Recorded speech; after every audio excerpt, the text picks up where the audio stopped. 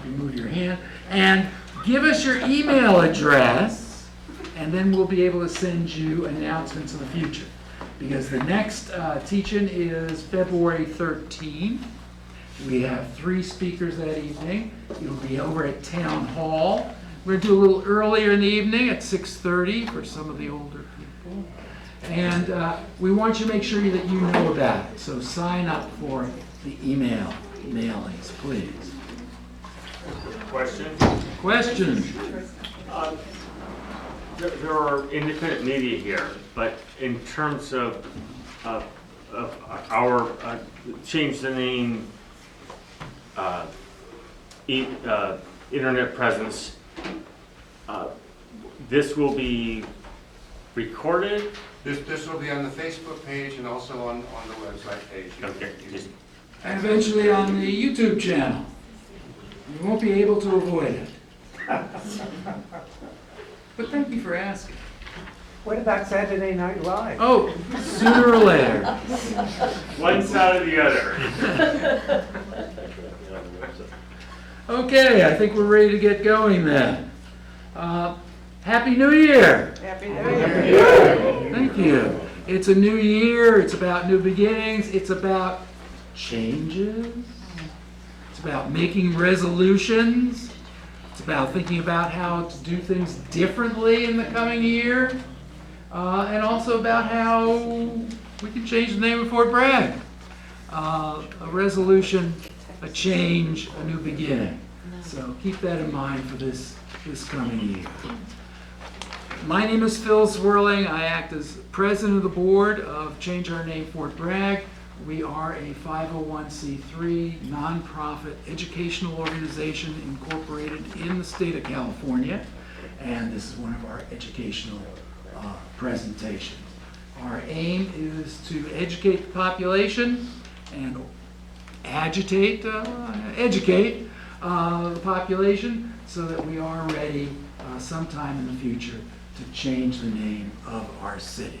And part of that education is where the name came from, what it stands for, some of the hidden history of the area, and where we can go in the future. And we begin by really recognizing that all of us here this evening are uninvited guests on native land. And in making that recognition, we also understand that, we said change the name of Fort Bragg, that is a shorthand for a whole complexity of different changes that we're looking for. Changing the name of Fort Bragg, of this city, is not sufficient. We're also talking about land back to indigenous people, a Truth and Reconciliation Commission that would bring to the forefront the history of our area so that people know it. It means probably a cultural center that's accessible here. It likely means a memorial at the sole remaining fort building in town, memorial to indigenous people who suffered and died when the fort was the base for the Mendocino Indian Reservation. It means more signage around town about what our history is, and of course it means better educational presentations in our public schools, so that a recent graduate of Fort Bragg High can't say to me, as one did, I don't know who Braxton Bragg was. They never taught us that in school. So there's a lot of work to do. So we understand we're dealing with some emotional issues. We're dealing with issues upon which people have disagreements. The thing that we need to agree on is to listen to each other, to act with civility, and to treat each other as neighbors, since that is what we are. So our presentation tonight, maybe you got this handout, which is our format for this evening. We have two terrific speakers who are visiting here today. They will each speak for up to 15 minutes each, and then we will have, so that's half an hour, and then we'll have at least a half an hour more for discussion with you and questions and anything that want to say as well. So let me begin with our first speaker, Grace Maria Eberhardt is a PhD student in history at the University of Illinois at Urbana-Champaign, where she researches 20th century histories of biology, eugenics, race, and ethnicity in the United States. And Grace led the movement to change the name of the Slater Museum of Natural History at the University of Puget Sound, where she was an undergraduate. A museum which had been named after a professor who had taught eugenics at the university after World War II. So I had the pleasure of meeting Grace last summer. I really wanted people to hear her because she could speak about how does one change a name? What kinds of barriers are placed in the way of making changes? How do you convince people that, sometimes we have to stop honoring people in the past whom we no longer honor? So it's a great pleasure to welcome Grace Maria Eberhardt here tonight.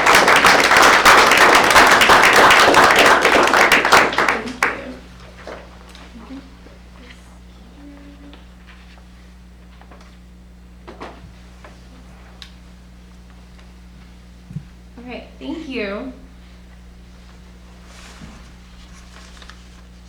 On May 12, 2023, the University of Puget Sound in Tacoma, Washington's Board of Trustees unanimously voted to approve the recommendation by the university president and naming task force to remove the name Slater from the Slater Museum of Natural History. The museum reverted to its original name from 1919 to 1979, the Puget Sound Museum of Natural History. This change did not happen overnight and did not happen at the hands of only faculty or administration, but actually started with me, an undergraduate student at the time. Before we go there, let's back up to who I am, where I'm from, and how I got here. My name is Grace, and I'm originally from the Bay Area in Northern California. My mom is from Peru, and my dad is also from California. My dad grew up coming to the Fort Bragg, Mendocino area as a kid, and when my parents started dating and eventually got married, they also visited the Fort Bragg area together. And I also came up with them a few times as a kid. My parents got a house up here and moved to Fort Bragg when I was in college, and now I visit them during school breaks and holidays like today.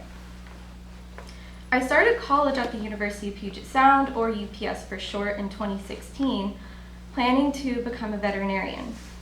As we can see, I did not end up going to vet school, and if I were to hear in 2016 that in the future I would go on to become a historian, I probably would have laughed because I never thought that would happen.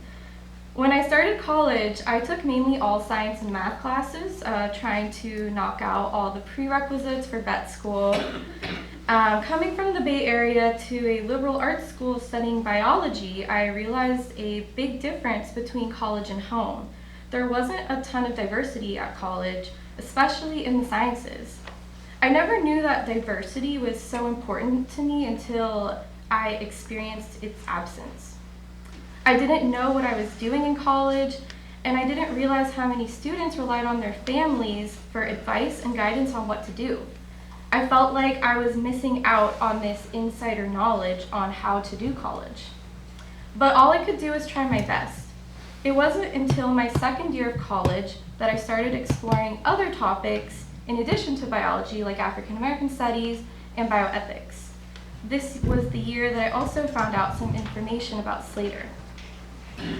The Slater Museum of Natural History was a central part of the science buildings and the biology department. I had friends who were docents at the museum, and it was a place I passed by daily and have even used specimens from there to conduct various lab experiments. One day in genetics class, my friend told me that she had learned that Professor Slater, whom the museum was named after, taught eugenics at UPS. Eugenics, for anyone who isn't too familiar with this term, is the movement for human betterment through better breeding. Essentially using the same methods we do to breed the best animals and plants and implementing them to humans. Though well-intentioned, the eugenics movement in the 20th century United States evolved into a dark history with instances of forced sterilization, essentially forcing people who were considered to be of poor genetics to not have children, and this was many times on the basis of class, race, and disability. There were also immigration laws in place to restrict Eastern and Southern Europeans and Mexicans from entering the country because they were considered uneugenic or to be a threat to the genetic pool of the American people. Hearing this information about Professor Slater's eugenic teachings and passing by the Slater Museum so often made me uncomfortable as a student of color in a predominantly white school and in a predominantly white major, biology. I could see myself in this history as a Latina. If I were in school during that time, what would a eugenics class say about me and my family? In front of the museum, there was a timeline of the history of Slater and the museum, and nowhere in this timeline did it detail his eugenic teachings. This history was essentially erased from our knowledge as students and left me both in discomfort but also with more questions than answers. My friend's comment, so small and probably only muttered because it pertained to our genetic course, was a comment I realized I could not simply ignore or let go. So I decided to see if anyone could help me answer these questions about Slater's eugenic teachings. I'd asked one of my bioethics professors who had directed me to a historian of science on campus, Dr. Kristen Johnson. She actually was the professor who had told her students about Slater's eugenic teachings, one of them being my friends in our genetics class. I asked her if it was possible to rename the Slater Museum because of his teachings and explained my discomfort about hearing this news. Kristen, the good historian she is, suggested, why don't you learn more about him? Teaching eugenics was common and normal in the 1920s. What kind of eugenics did he teach? When did he teach eugenics? She also suggested I talk with the director of the museum, Dr. Peter Wimberger. The three of us met and discussed my concerns of Slater's eugenic teachings and what it meant to commemorate his name. To my surprise, the director of the museum and biology professor Peter was very open to this conversation, though he made sure no one jumped to conclusions. I knew I wanted to look into this matter more and decided to apply to the summer research grant and investigate this issue once and for all. Should the Slater Museum be renamed? So the summer of 2019, there I was, nose deep in books about eugenics and spent much of my days in the archives, reading course offerings from the 20th century at UPS and looking through James R. Slater's personal documents. That summer, I learned a lot about the history of eugenics, eugenics education in the Pacific Northwest, and Slater's eugenic teachings at UPS. Professor James R. Slater was a herpetologist, someone who studies reptiles and amphibians, and a biology professor at UPS from 1919 to 1951. Slater founded the Puget Sound Natural History Museum in 1930 and directed it until 1951. And in 1979, the museum was renamed after Slater at alumni's request. Although his research interests were not in eugenics, Slater's teaching of eugenics through his entire career at UPS, his membership in the American Eugenics Society in 1930, a eugenics pamphlet he kept from 1910, Slater's journal notes on eugenics dated between 1917 to 1955, test questions Slater wrote for his eugenics class in 1939, his advisee's thesis in support of eugenic sterilization in 1847, and Slater's approval of this thesis suggests that Slater supported eugenic ideologies. The University of Puget Sound student newspaper called Puget Sound Trail detailed Slater's thoughts on blaming criminality on genetics in 1924, in which he stated that different chromosomes conditioned a man's nature, meaning that the behavior such as crime was genetic and could be solved through institutionalization and sterilization to prevent people with said criminal genes from procreating. We now know that criminality is not a genetically fixed condition people are born with, but rather a behavior that stems from certain environmental and social conditions. This is just one example of Slater's eugenic views, but what is perhaps even more damning evidence of his eugenic beliefs was how late they went. 1924 was a time when eugenics was a popular science, but Slater was in support of eugenic sterilization in 1947, 5 years after the state of Washington passed a law banning eugenic sterilization, a time when public schools in the area were not in support of eugenic sterilization, and this was also after forced sterilization and other atrocities took place in the Second World War. All of this evidence and more led to my recommendation to change the name of the Slater Museum of Natural History back to its original name, the Puget Sound Museum of Natural History.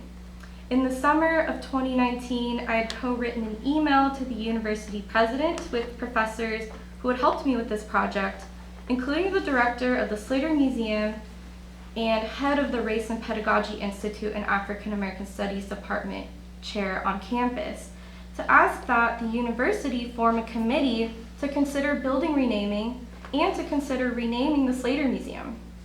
Since UPS is a small school, we were actually able to reach the university president, and he agreed to this. A month later, when I gave my summer research presentation, a woman stopped by to hear my poster talk about the renaming of the Slater Museum, and I later found out that she was actually a university lawyer who was hired to find out if the name Slater had any donation connections to the university. Luckily, no money was tied to the name. In January 2020, the university president finally announced the start of the naming task force, but he gave no recognition to myself or the professors who co-wrote that email requesting the formation of this committee. Additionally, it was announced that no particular building would be investigated, and when I asked, I was not allowed to be on this committee.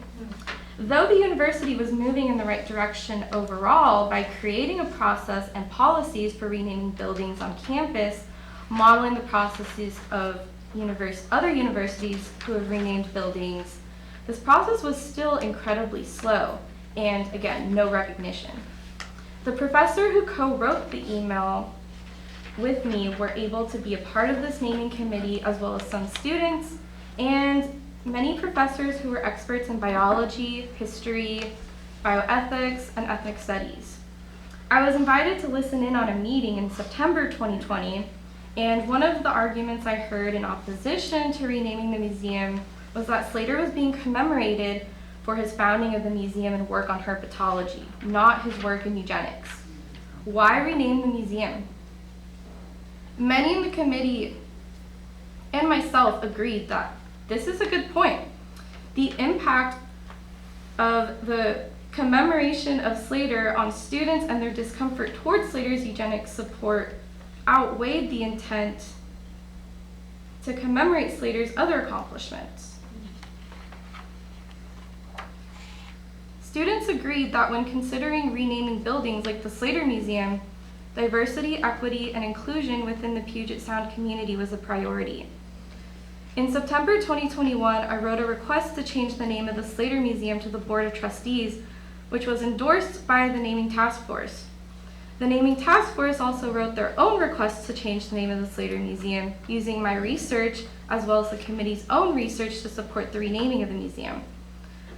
My reason for wanting to rename the museum was not just because of Slater's late eugenic teachings, but also because I did not think commemorating Slater fostered equity and belonging for students of marginalized identities in science like myself. The Board of Trustees took a long time to even look at the recommendation, and a subgroup of the naming committee, which was in contact with the Board of Trustees, were not allowed to communicate the Board of Trustees process or which way they were leaning, which didn't align with the Naming Task Force's guiding principles of openness. The process of researching Slater, creating a naming task force, that committee creating policies and norms for renaming buildings, and finally consider renaming the Slater Museum was incredibly long, but a decision was finally made in May of 2023. The Slater Museum was renamed back to its original name, the Puget Sound Museum of Natural History. The local news covered this renaming, and this is when we all started hearing the common arguments that are always made in opposition of any renaming of a building or place. This included arguments about history being erased, changing names is overly woke, and other distaste for renaming movements. When it comes to concerns of erasing history, a question we can ask ourselves is, what history did we know before and after concern of renaming a place was raised? In my case, it was widely unknown that Professor Slater was a strong proponent of eugenics and taught eugenics so late. Additionally, Professor Kristen Johnson and myself and other students helped create a permanent website documenting the history of Slater and eugenics in Puget Sound to ensure none of this history is ever forgotten. This was our plan all along, regardless if the name was changed or not, as we thought history should never be hidden. In this case of changing names being too woke, one thing to consider is that the time in which the museum was named after Slater occurred in its own historical context in 1979. In 1979, renaming the museum after Professor Slater did not raise any red flags, either because people were not aware of Slater's eugenic support at the time, or this wasn't enough of a reason to not rename the museum to commemorate Slater. In the present day, the historical moment in which we live in offers much critical thinking and review of memorials. We live in a post-George Floyd era, and in a time where people want to reckon with their local history. In Tacoma, Washington, where the University of Puget Sound is, 2 local public schools recently underwent renaming within the last 2 years. Historical contextualization never stops, and we will always be reevaluating history and commemorative buildings. We continue to do this in many ways. For instance, just because someone wrote a book about Andrew Jackson in 1950 doesn't mean we can't write another book about him today. Our perspectives are ever changing.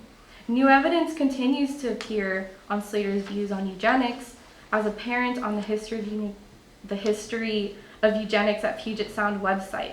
If anything, the case only looks stronger for renaming the museum since 2019.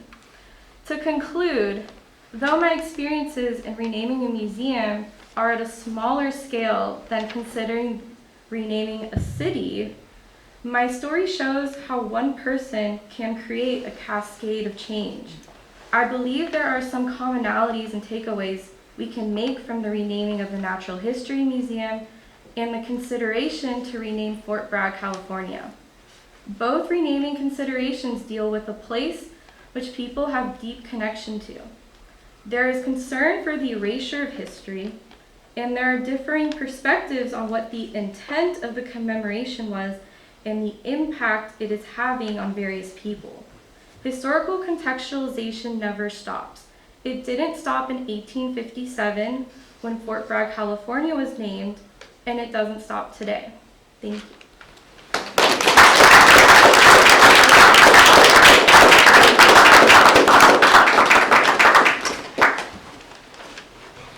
Thank you, Grace.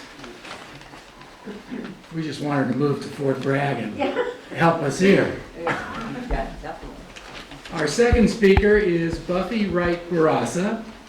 And she facilitates communication to cultivate and enhance relationships with expertise in tribal engagement, consultation, capacity development, strategic implementation, and collaboration. She is a member of the Sherwood Valley Rancheria Band of Pomo Indians and has ancestral connections to the Little River Pomo, Wyatt, and Pinoleville Pomo. Currently, she holds a position of Tribal Secretary on the Sherwood Valley Tribal Council, and she's an engaged member of the Willits Rotary Club.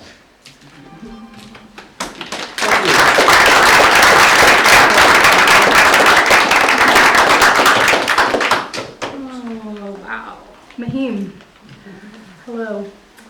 My name is Buffy, and yeah, this is exciting. I didn't plan for TV to be here, to be recorded, or any of that. I just said, yeah, sure, I'll come and I'll talk and I'll share my thoughts and what's going on. So bear with me. A little nervous with all this going on. So, we do ba ganu tatil em. Tell me a story from a long time ago. So long ago, the Pomo tribe, as you know it, right, didn't exist. But we did belong here, right? So we believe that we are indigenous of this land from time immemorial.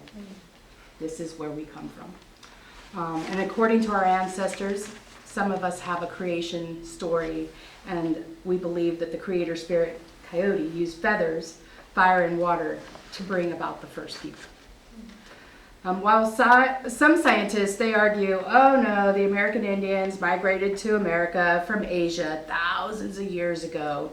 It is crucial to acknowledge that these ancient tales have played a significant role in shaping the enduring bond between the tribes and their homeland. Before the arrival of European explorers and missionaries, the Pomo Indians inhabited the region north of San Francisco to the Mendocino coast. This area boasted abundant resources such as fish, clams, abalone, and seaweed. The Pomos were not a single group, but rather comprised of several distinct groups, each with its own language. And so today there are 7 diverse Pomo languages, dialects. And although some communities have lost fluent speakers of their language, efforts are underway to preserve their language through collaboration between natives and non-native scholars and tribal members. And so my grandfather, I grew up with stories, and my grandfather, who I called Pop, he passed at the age of 93 years old. And he was always moving, always doing things, had a great attitude, and told a lot of stories. And I'm grateful for those stories. He said that just in the Ukiah Valley, from one end of the valley to the other end of the valley, there were 17 dialects of Pomo. Mm-hmm. So when I was a small child, my great-grandmother, his mother, Stella Wright, and my grandfather, Clarence Wright, spoke our language to me until I started school. And so when I started school, the language stopped. And there's reasons for this. So let's step back to the arrival of Francis Drake in 1579. This time marked a turning point for many California Indians. The Spaniards established missions along the California coast and imposed Roman Catholicism on the native people. In addition to the destruction of their homes, the Indians were devastated by new diseases such as smallpox and pneumonia. From 1849 to 1863, California Indians faced further hardship. The gold rush of 1849 attracted thousands of fortune seekers from around the world, leading to the invasion of Indian lands and hostile attacks. During this time, Indians were denied state citizenships, voting rights, and the right to testify in court, leaving them without legal rights. This era, referred to as a war of extermination by Governor John McDougall, was a dark period for California Indians. And so my grandfather talks about some of these times of our people being herded like cattle, to the Mendocino Indian Reservation. And then once this place was breaking down, the system was breaking down, if you know anything about a reservation, we get fed well. This is called commods. And back then, some of those commods, the bags of flour contained sawdust. And so these are the things that we were eating. There were other names that we were called. We were called diggers. And there's a controversy of why we were called diggers. Everybody has a different story, right? Because when we were here originally, we weren't a tribe, but we were clans of people. We were bands of people, and that's why you see the names of tribes. They're changing over the years from, being rancherias or reservations, and that's a whole nother, story, and that goes into our federal government. And so our federal government, the way they take care of us is by sending out these agents to take care of the natives who can't take care of themselves. All of a sudden you get here, we don't know what we're doing. Yeah. We have no idea. So, the other thing, when I talk about the atrocities, I want you to understand that these atrocities were things that, we're seeing happen in our world today. We see the war that's happening in Ukraine, right? We see the war that's happening overseas. We see babies being murdered by bombs. The same thing was happening on these lands. The reason why that I showed up tonight is that I know there's controversy. There's controversy within my own people of whether or not we should change the name. But I'm here to more talk about the reason is we need to give our people, those kids that are growing up, something to be proud of because we're here. I mean, it's absolutely amazing that I'm even able to stand up here and have this conversation with you as a Native American woman. I have family who came out of Round Valley that I know of that were herded from all over this county up into Round Valley after this was done. And they escaped out of there. And only 2 of them survived. One of them being my great-great-grandfather, Frank Miller Hawkshaw. And you can find these people's names where? Not in our history books, not in school. This isn't something that I learned by growing up and going to school. They didn't teach me this. They taught me about some natives on the East Coast. They taught me about Thanksgiving. And I'm going to be honest. I come from a mixed breed. I'm non-native as well. I have English and whatever else going on my mom's side of the family. I love them. They're great people. Right? And they've got this rich history also. But we're clashing. Right? So, back to the word Pomo. It originated from a village, actually, in Potter Valley, I believe. And so this linguistic guy comes along and he says, yeah, everybody's going to be Pomo. Right? And so if you call some people Pomo, they're not happy about that. It's offensive because our people were named by our village sites, where we lived. Right? We are as a total, so that's important to know as well. And that our village sites were, they varied in size with families and homes and how they were built. The homes were built into the ground. There was willow. We have willow all over the place. I don't know if you know what that medicine is, but it's a beautiful medicine. It makes sweat lodges. It makes homes. There's all kinds of resources on this coast, into the valley, all over the county, all over this beautiful, beautiful land that we live on. Yet we're stomping around. We don't even know what we're touching. We think we get poison oak, it's the worst thing ever, but the medicine to cure it is right next to it. It's called soaproot. If we had conversations with one another, instead of continuously separating ourselves, right, we would be able to share that knowledge with one another. So as far as the villages back then, alliances were made and maintained through marriages and joint ceremonies. And villages were governed by minor councilmen called Tika Kali in northern Pomo, who were also referred to as captains. Healing was performed by outfit doctors, men, and sucking doctors, women or men, and using ceremonies, songs, and herbs. The Pomo built homes suitable for single or multiple families. And this went on. This is something that people are, a lot of people I've found out are really still confused about. So multiple families continue to live together on rancherias or reservations. And people are like, what? The kids haven't moved out yet? And the moms and the grandmas and the aunties are like, oh no, why would we want them to move out? Right? It's part of our culture. It's part of who we are. And we also we had our own sweat house for purification and relaxation. And then there were grand roundhouses also in some of the bigger villages. And we also moved around based on the seasons. So just because we had a village didn't mean that we were just staying there. We were coming as far as Clear Lake, coming over to this ocean. Right? And along the way we were making trades, and that's why Obsidian is here, right? And that's why all our things were over there, and we share. And the other thing is my grandfather used to say this to me all the time, we're not stupid. if I don't use a word that's technical or bachelor degree or I've got a PhD, does not make me stupid.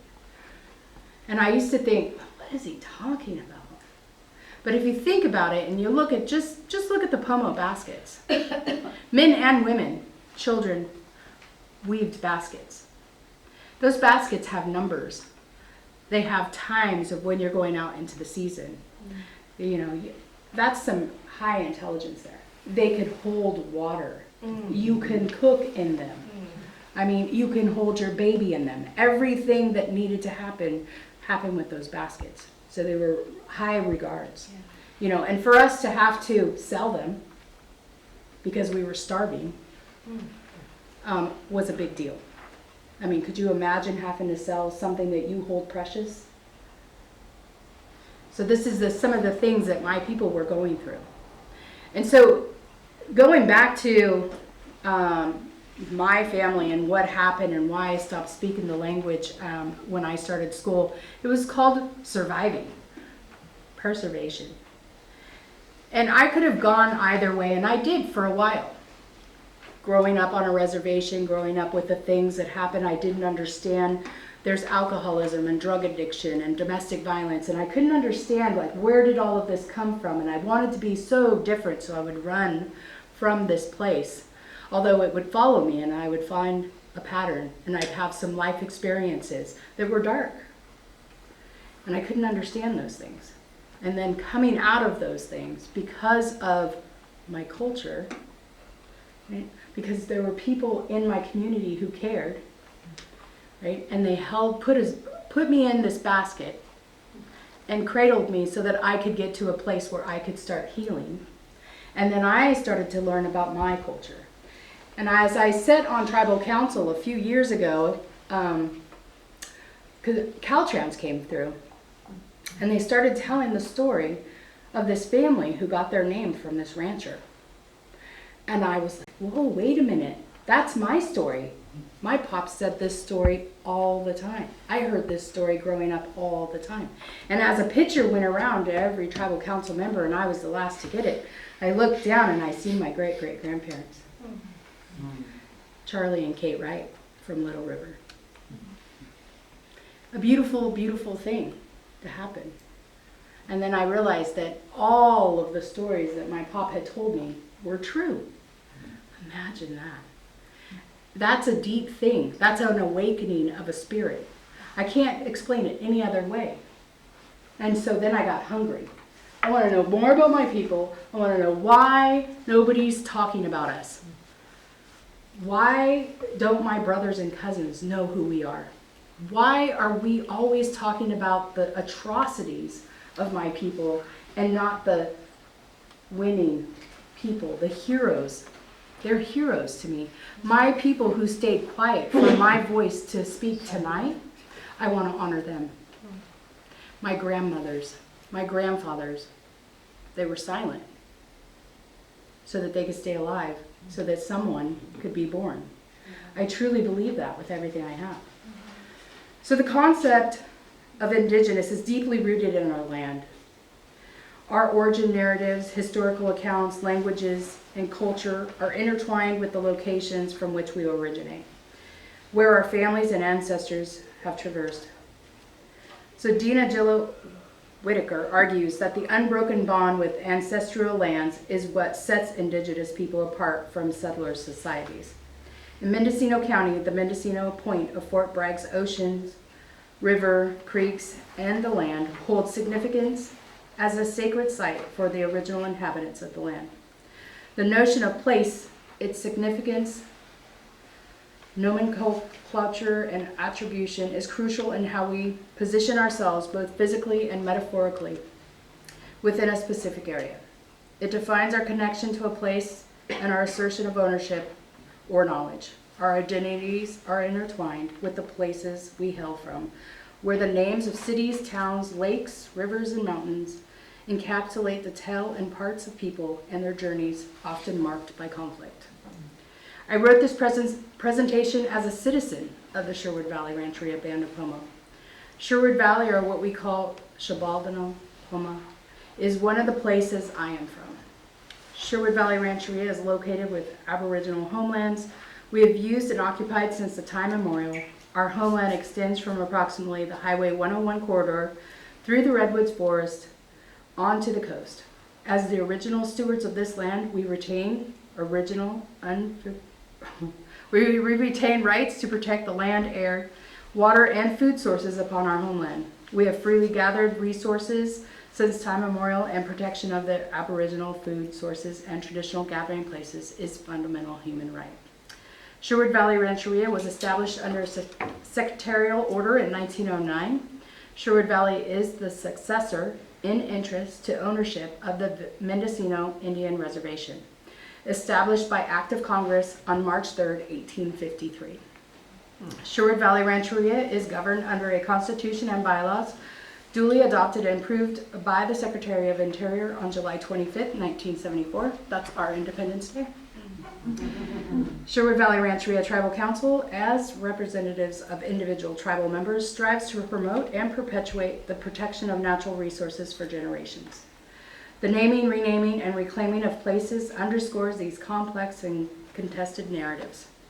The act of naming places may not be an overtly violent as wars, genocide, or forced displacement, but the erasure of Native peoples remains a deeply ingrained part of this region's history. The intentional displacement of Native people from these places by agents of settler colonialism aimed to efface their presence from the landscape. For Native people, our geographical locations assert we are still here. In a tangible manner, our geographies are intertwined with our memories, the stories we hear and tell, and the narratives we have yet to discover. Our ties to these places help us understand our identities and the legacies of our ancestors. Settler colonialism hinders our ability to trace our connection and responsibility to the land, making it difficult to comprehend what it means to grow up learning traditional practices, like making it harder to know what it means to grow up learning how to gather and prepare seaweed and gather materials for baskets, to use the land for the way our ancestors did. Despite this, our places and their indigenous names endure. They endure as a testament to the fact that the Native people are not merely surviving, but thriving. The reclamation of lands and place names is linked to the revitalization of language and culture, food sovereignty, and indigenous environmental advocacy. The legacies of the land are integral to our identity, just as we are integral to the land. Thank you.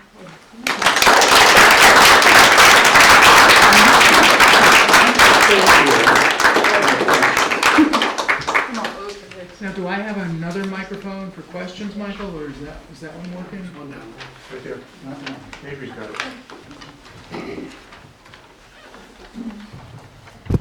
Thank you. All right, well, thank you both very much. So we do... All right.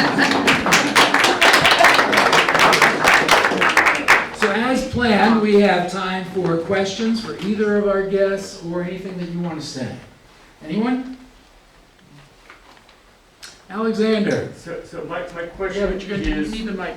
I don't need the microphone, but I will take it. Thank you.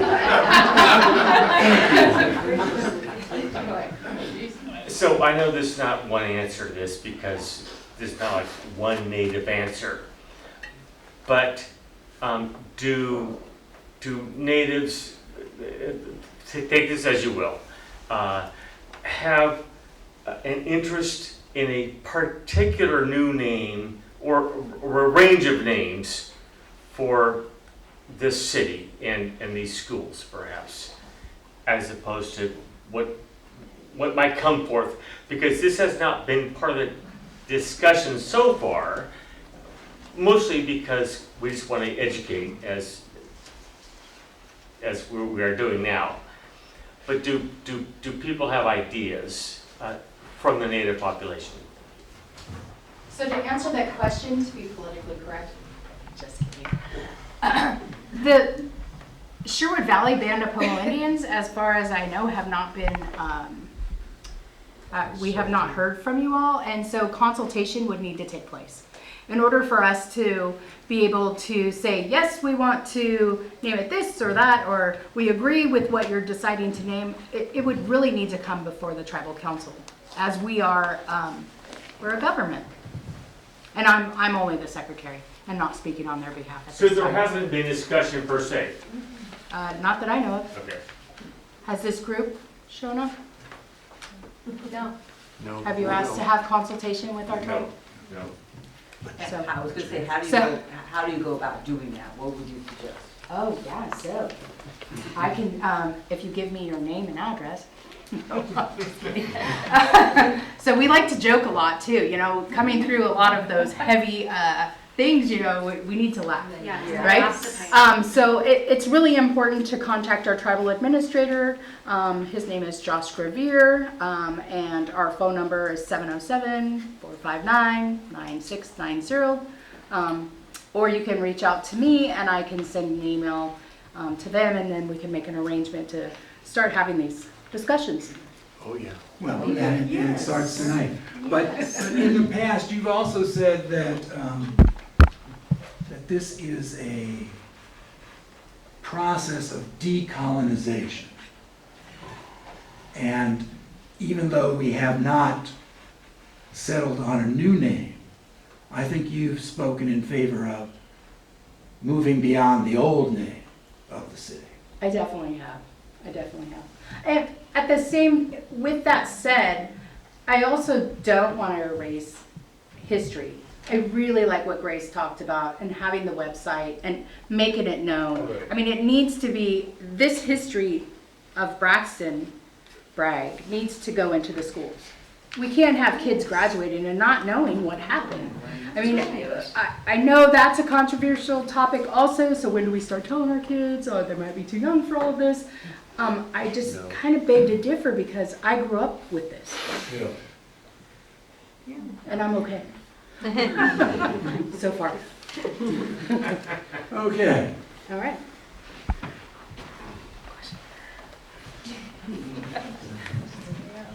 Hi, I'm Lima Sierra Wooten, and I live here on the coast. I just want to say thank you both for being here.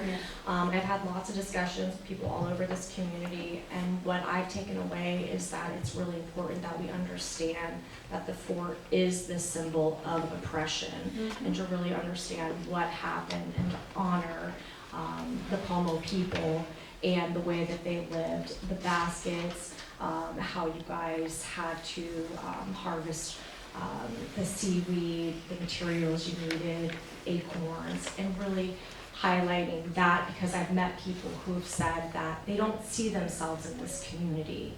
And when they see teams like the Washington Redskins, that's the only image of themselves or their culture that they're seeing. And while this name change is important, I just think it's really important that we learn and educate ourselves about what really happened here. I think at the end of the day, the only thing that these people would want is the land back. And from what I've seen, we're really not willing to do that. So if we can at least educate ourselves as to what is happening here and try to move forward. If the name stays Fort Bragg forever, that's fine, because, you know, words have power, and words can be curses. And I think that keeping the name will keep that curse here on the land. So until we're willing to do the right thing, nothing will change. Do you want to respond to that? I thought it was a comment. It was a comment. It's a very strong Usually- comment. Usually one comment invites another. Anyone else?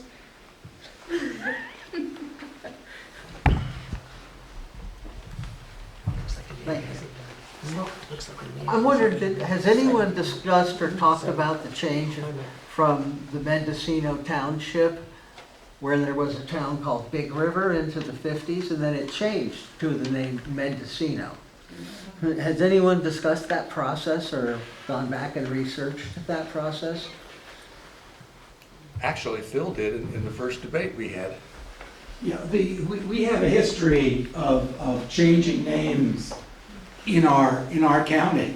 And so Boonville was once the corner, and then I think it was Kelseyville, and then it's Boone River, it's Boonville. And Willits used to be Little Valley, Little Lake. Little Lake. Little Lake. And we have a history of those changes taking place all the time. And it should not be that difficult to do it again. Oh, yeah. Anyone else? Well, I think Fort Bragg Forever is too long for a name. Just call it forever?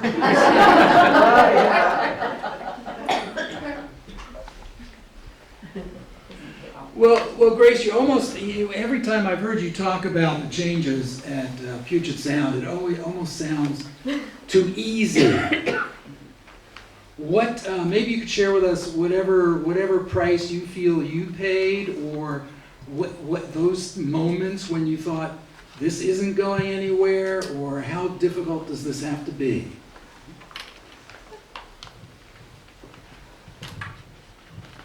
Thank you.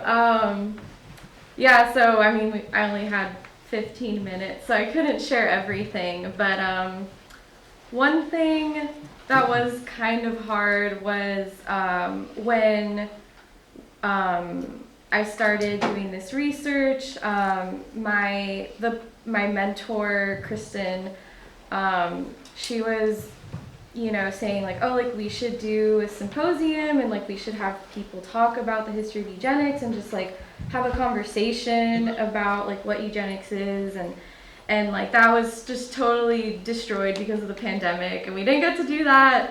But that's when the website popped up. But within that, we were gonna have a professor emeritus speak, Diane Paul, who is a historian of eugenics and medicine, and she was like, her book on, I think it was Hereditary Control was maybe like one of the first books I read on eugenics, and I was like, wow, like I'm really looking forward to like hearing what she has to say. And then she was like, oh, I don't think that the name should be changed.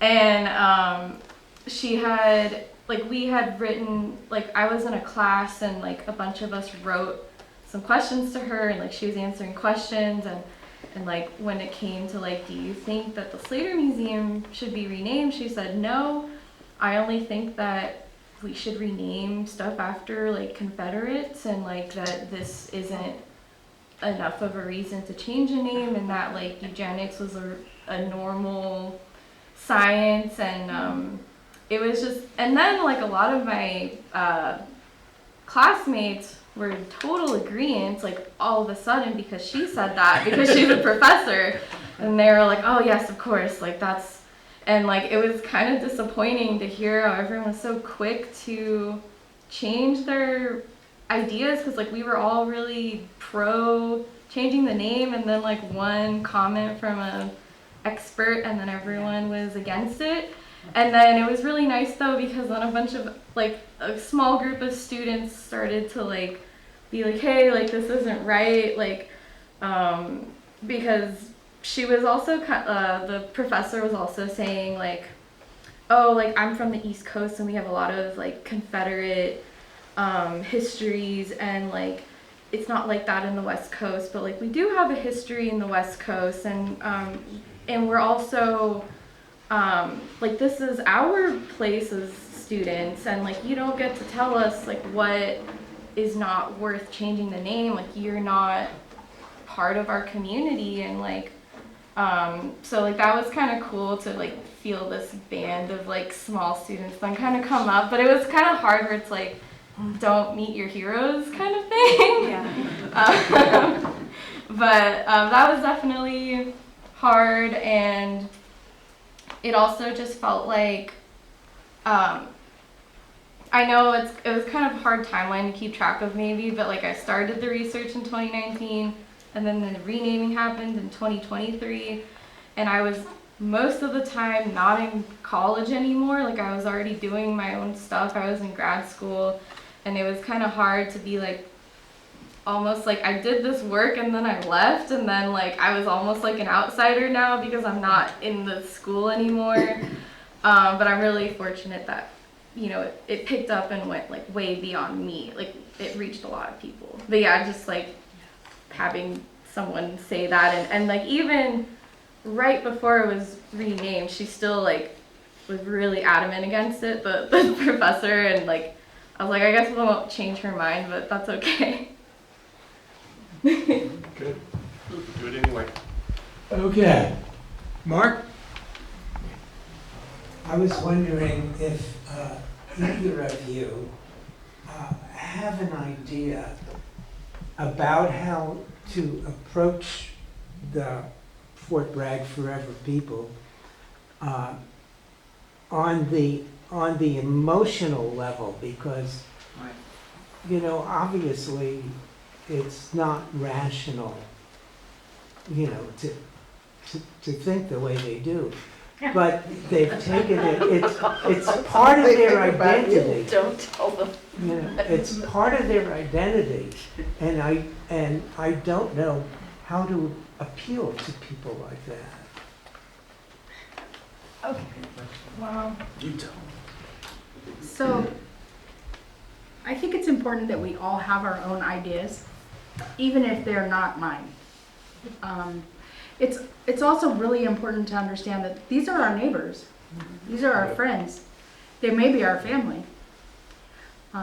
And at the end of the day, is it more important that we change their mind or that we continue to be neighbors and friends and family? You know, so, you know, I understand that we want to change a name and they do not. And it's us and them. But at the end of the day, we are still community. And we need to figure out how to work together to not create history once again. Because that's what we're seeing happening throughout our world and in our communities. You know, so hearing them and them hearing us, is there a way that we can come together and have a compromise? And what does that look like? You know, I've raised 4 sons, and 3 of them are pretty close in age, and there was a lot of scuffling going on, and who was right and they were wrong and this and that. And what was important to me is to let them know they were all right. Not one of us is wrong, because you're standing here and you're looking at me here. She sees me from over here. There's some people that see me from over here, and there's some people back here somewhere. Everybody sees a different view of me. Are any of you wrong? So it's important that we think in those terms instead of constantly fighting against each other. You know, so I know that doesn't bring about a solution right now, but it's something to think about, and think about how we're treating one another. Because I don't completely agree with my husband on a regular basis, but I sure do love him. And I can't wait for our ride home tonight. All right, Dennis? Hi, I want to thank, can you hear me? I'd like to thank the 2 of you for coming in. It's a great conversation. You know, I've done a lot of thinking about this whole issue, and I've talked with Phil about it. And I feel it's generational, and it all starts through education. And I really want to thank you, ma'am. Thank you for coming. And I was astounded that nobody had asked you here before, because the last meeting, I got up and made a comment that there was nobody here from the local clan. And a white man got up and spoke on their behalf, and he told us that basically the clans people here had shrugged it off because what difference would it make? And so he made that point. And you know, that was really poignant, because I thought about what he said. And thank goodness that you're here and you share your heart with the rest of us, and through a period of time, you know, working through some difficult conversations, because there's some people here we dearly love that don't want to change the name. But I defer to the clans people here, because when we first moved here, there was a meeting, and our mayor, that is now going to be running for superintendent, he deferred to the local spokesperson here. And he used a word that I'd never thought of before, fort. And what he did was, the Klansperson, I don't remember the man's name, but he called it a concentration camp, and it slapped me upside the head, and I thought, he's exactly right. He's exactly right, but so the issue for all of us, grown, adult, mature people that have a good heart, we need to back off a little bit and field some of the opposition, if you will, and share a heart. And sharing a heart, I believe, starts at, just as you said, the school. Philip, we need to do something. The organization needs to do something. Go to the Board of Trustees for the school district of Fort Bragg and talk about an introduction of the local history being taught at some grade level. And academics can speak to that, I sure can't. But I firmly believe it all starts with education at the earlier stage, and it's not gonna, I firmly believe that it's not gonna happen, in the next couple of years. But we gotta be patient and keep working at it, and Phil's gonna keep working at it. I'm gonna be quiet now. I thought Dennis was gonna keep working at it. Okay, Deb? Thank you guys so much for coming. I wonder if anybody, you or anybody in the audience, has any experience with other places who have changed their name, because, you know, like Grace, you're talking 2019, 2023, it doesn't seem like that's not too bad, you know? I mean, it doesn't seem that long, and I just wonder if there is any information about how long this kind of thing takes. Patience. I went to law school at UC, formerly Hastings. Oh, yeah. Yeah. We've done consultation with Hastings. What, excuse me? We've done consultation with Hastings. Yes, oh, yeah. Now they're working with Round Valley. Yeah, you know, Yeah. and I was talking to them about who I should connect to, and they probably would have had me connect with you, but, so now it's UC, what is it, UC San Francisco? I think it's UC San Francisco. UC San Francisco, right, exactly, so, but, you know, I think that sometimes, what I think is challenging here is the fact that we have to get either the city council or like have a vote. And a lot of these changes have happened, like with formerly Hastings was the board of directors, or you know, things along those lines. So I think if we can, I think you do not realize how powerful you were incredibly powerful tonight. Yes. Thank you so much. Yes. And your voice can make such a difference. I'm just getting really, when I read the history here, I realized Bragg was horrible, but this fort was really what was horrible. Yes. It was the fort. It's the fort. Yeah.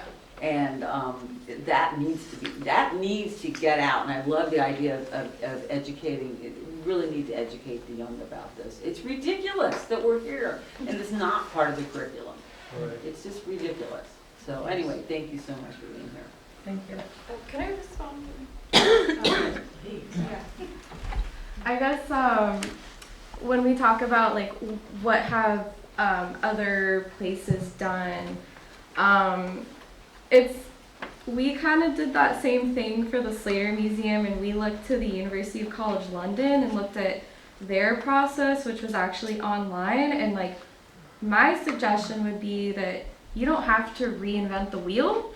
Like if you know of other cities who have renamed, like who've successfully renamed the city, like look at what they've done and try to replicate it and see like that's one way you could go. I think that would, I honestly don't know besides the other Fort Bragg, but that was just a base and that wasn't really like the same type of process. But you know, if you look online and look at other cities that have been renamed, like you can just really try to replicate that and like that could be a tangible way to make that kind of change, which I don't know the answer, but just like you don't have to reinvent the wheel. Well, the problem is most of the time, most of these changes have not been by vote, by the city voting as a whole.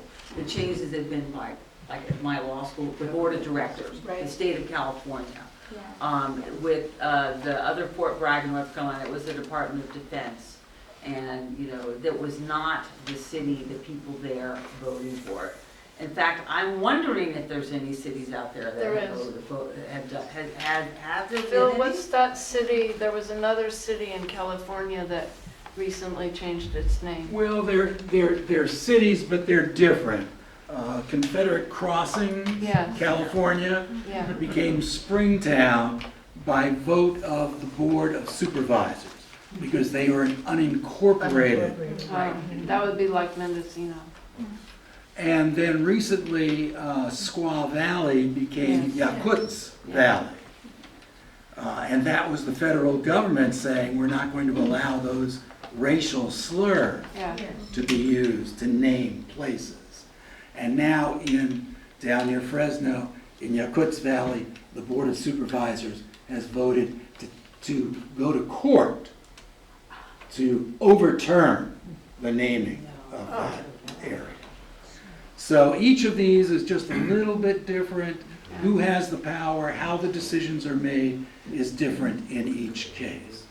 But it's really, it's just amazing to me how people want to hang on to this history that they often know so little about, and which is often so damaging to the people who have been colonized and killed there, and yet it continues. I'm going to go with one person here, because we are going to wind up soon.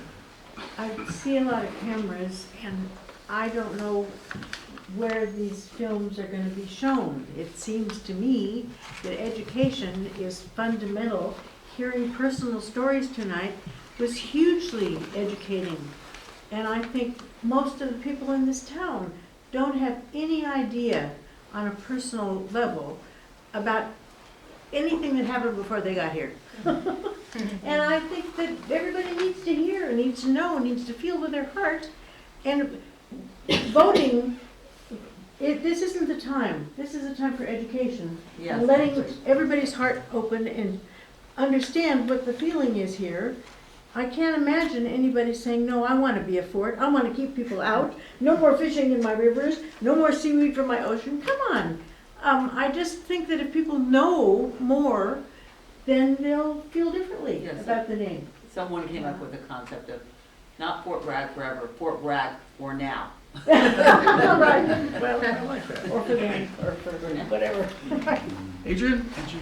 Oh, I was going to add that on the UC Berkeley campus, the anthropology building and Right. department is named after Alfred Kroeber, Yeah. and he is no longer seen in a positive light. And so they're beginning to talk about changing the name of that. And I mean, he was one of the main proponents of defining what happened with the California indigenous people. Oh, yeah. Phoebe Yeah. Hearst Museum in Berkeley Yes. holds 10,000 Native American remains, at least. Not only that, but his Including all of our relationship, regalia and things. his relationship with Ishi is no longer held up as an example of how you might go about taking care of someone who's lost all of his people. I want to wind up this evening. I want to thank both of our speakers for being here with us tonight.